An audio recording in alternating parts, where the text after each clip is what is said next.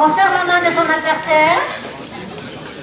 Très bonne partie. Bonne partie à tous. Les noirs appuient sur la pendule, les blancs jouent.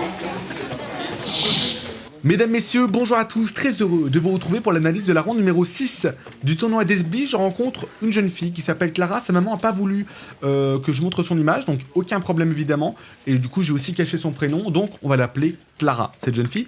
Elle est classée entre 1300 et 1400 feed. Elle paraissait plutôt aguerrie, une joueuse d'expérience, malgré son jeune âge. Et évidemment, elle joue D4. J'ai les murs dans cette position et j'en profite pour du coup jouer ma fameuse hollandaise F5. C'est un répertoire qui est souvent très intéressant contre les joueurs de plus faible niveau. Ils ont des fois du mal à réagir, mais là, sans trop d'hésitation, elle répond par Kyle F3. Je me dis, oh, ok, elle connaît peut-être. Kyle F6, G3, E6. Donc elle me joue finalement la meilleure variante avec le fianchetto et finalement la structure catalane. Elle joue fou G2 et je décide de répondre par B6.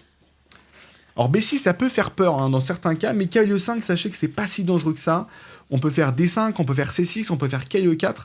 On a pas mal de possibilités, donc pas vraiment de danger à avoir avec cavalier E5. Donc je décide de jouer B6, elle joue petit roc, et je joue du coup fou B7.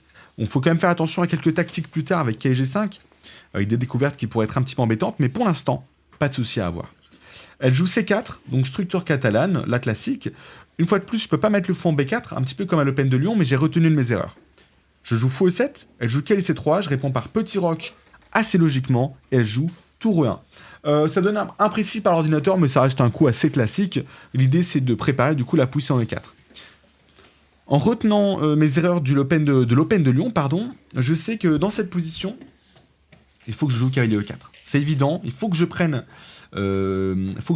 cette case, il faut que j'instaure le respect sur ce centre, sur ces cases blanches, et c'est pour ça que je joue cette variante, c'est l'idée de la hollandaise, se battre pour la diagonale blanche, et plus précisément pour la case E4, empêcher les blancs de la pousser. Donc là, le plan des blancs, évidemment, il y en a plusieurs, elle peut jouer des cavaliers D2, F3, E4, ça peut être vraiment des plans, mais en tout cas, l'idée, c'est quand même de pousser E4, et d'échanger au centre, ou en tout cas de prendre vraiment l'ascendant sur le centre et sur l'adversaire. Donc sur cavalier E4, elle joue dame C2, qui est un coup plutôt intéressant, il n'y a pas grand chose à dire sur ça. Je décide de jouer D6. Donc D6, ça marque imprécis, mais sachez que c'est pas dangereux, parce que le cavalier G5 n'est pas envisageable. Là, on a le fou, la dame et le cavalier qui défendent cette case, et même si elle échange mon cavalier au centre, la case G5 n'est plus accessible. Là, mon adversaire, elle joue fou D2, qui est un petit peu passif. Il aurait été préférable d'entamer avec cavalier D2. Moi, j'aimais bien cavalier D2. Si je prends, évidemment, on a des fous prend B7. Petite tactique sympathique. Cavalier D2, c'est un coup sympa, parce qu'on peut commencer à prévoir des F3, E4, jouer au centre, tout simplement. Et c'est une case qu'on apprécie pour le cavalier. Donc cavalier D2 était pas mal, j'aurais été presque obligé de pousser D5, mais fou D2, c'est un peu passif. Certes, on a du coup les deux tours qui vont être liés, désormais, donc on a un petit peu plus de coordination entre les pièces, mais fou D2, il fait pas grand-chose, ce fou, malheureusement. Je décide de jouer cavalier D7, j'entame du coup une petite manœuvre pour rapprocher une pièce du centre, et elle joue H3. H3, c'est un peu passif, ça répond pas vraiment aux exigences de la position. Ici, il aurait peut-être commencé à... D5, c'est une bonne idée, pour commencer à casser un petit peu la diagonale du fou. Commencer à créer des problèmes. H3, c'est trop passif. On n'avance pas suffisamment dans la position. Donc malheureusement, un peu apprécié sur ce coup. Sachant que G4, moi, je m'en fous un petit peu. Je vais pas aller attaquer avec F6 qui est G4. Ça pourrait être une idée en vérité, mais ça se défend assez rapidement avec des cavaliers D1. Il n'y a pas grand mal à avoir. Je décide de jouer H6. Vous allez me dire, mais tu réponds par H6 alors qu'elle te joue H3. T'es complètement stupide. Mais non. Je me suis dit, là, elle sait pas trop quoi jouer. Ça se voit qu'elle patauge un petit peu. Donc je vais attendre avec un petit coup d'attente H6, un petit coup prophylactique, si je puis dire. Je vais voir un petit peu ce qu'elle fait. Et en plus, moi, je prépare le coup G5.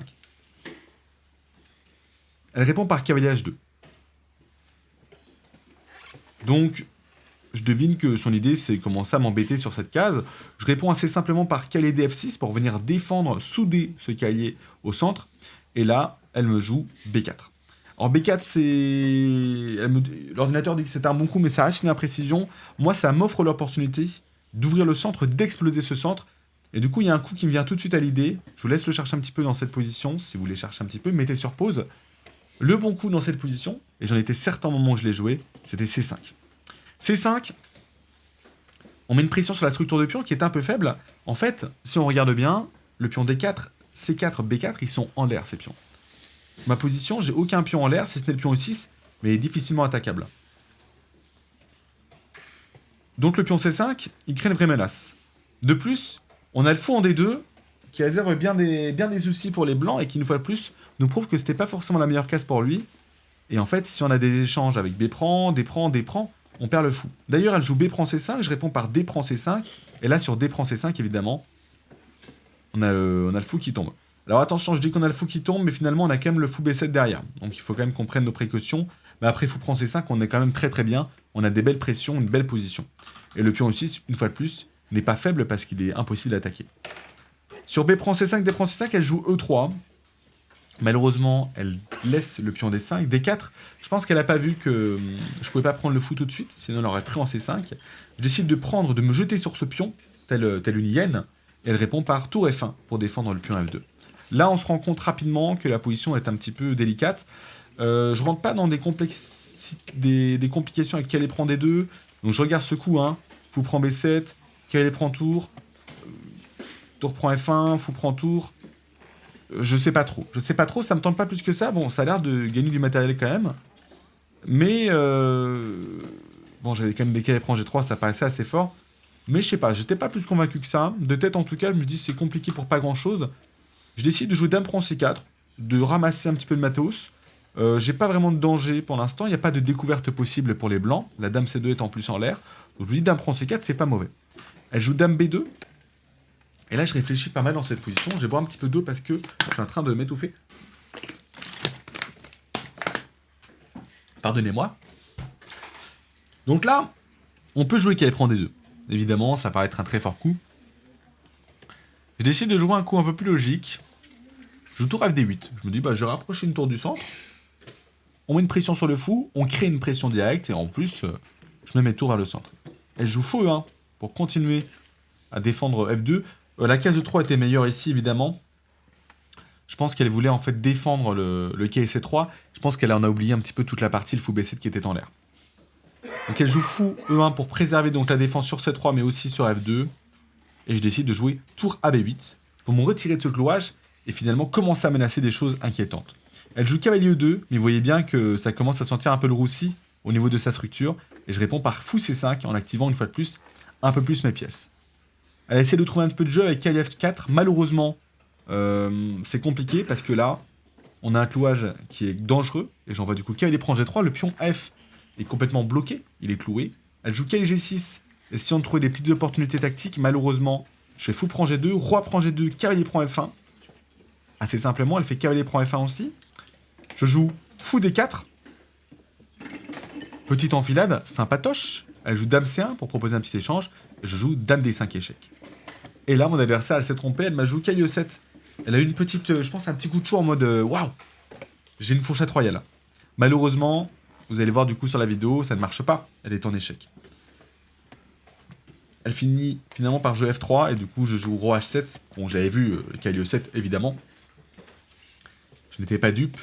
Mais je pense qu'elle a dû se dire, purée, si j'avais pas joué cavalier E7, peut-être qu'il aurait pas vu. Et peut-être, en vérité, on sait pas. Elle joue cavalier E7 maintenant, mais malheureusement, je joue dame D6. Je décide de jouer très simple dans cette partie. Je me dis, je vais enfermer tout simplement le cavalier. Elle joue cavalier C6. Je joue tour BC8, clouant le cavalier et la dame. Elle joue dame D1. Je décide de reprendre le cavalier avec la tour. Maintenant, j'ai plus 8 d'avantage. J'ai un gros avantage. Elle joue tour B1. On est en blitz, mais là, a priori, pas grand danger. Je joue cavalier H5 pour améliorer encore mes pièces. Pour venir un petit peu embêter mon adversaire. Elle joue dame A4. Essayant de trouver des petites opportunités. Malheureusement, on va aller assez vite. J'ai joué tour DC8 pour doubler sur la colonne. Elle joue dame prend A7. Je joue cavalier F4 échec, roi H1. Et je joue dame D5. Menace du coup. Dame prend F3 et dame G2 échec et mat. Elle répond par dame A3 pour défendre le pion F3. Il n'y a plus beaucoup de menaces, plus beaucoup de défense possible. Hein. Et je joue le très joli coup. Tour C3. Je casse tout simplement la trajectoire de la dame. Sur fou prend tour, on a dame prend C3. Et sur dame prend tour, j'ai tour prend dame, tout simplement. Elle joue dame E7, mais malheureusement c'est trop tard. Après dame prend F3, roi H2. Et dame G2, échec et mat. J'espère en tout cas que cette partie vous aura plu. Bien joué du coup à mon adversaire, qui s'est bien défendu. Elle m'a du coup dit à la fin que finalement en fait elle connaissait la variante, c'était ce qu'elle jouait, mais elle jouait pas cette variante. Elle me dit qu'elle avait été du coup déstabilisée, puis elle connaissait plus trop les plans. Donc les plans, il fallait du coup plutôt passer par D2, F3, E4, vraiment avec l'idée de pousser en E4 tout simplement. Il n'y avait pas de grand danger pour les blancs, mais il fallait prendre du coup le bon plan. Et en fait, elle m'a laissé trop d'opportunités et surtout me laisser en fait pousser C5. Ça, c'était vraiment l'erreur à ne pas faire. Donc bien joué en tout cas. On va l'appeler Clara à Clara. J'espère que vous aurez apprécié la partie de votre côté. On se retrouve du coup dans 2 jours pour la ronde numéro 7. Merci beaucoup encore à vous. Je vous dis à très bientôt pour une prochaine vidéo, pour un prochain épisode de ce tournoi. À très très vite. Ciao ciao ciao. Ciao ciao.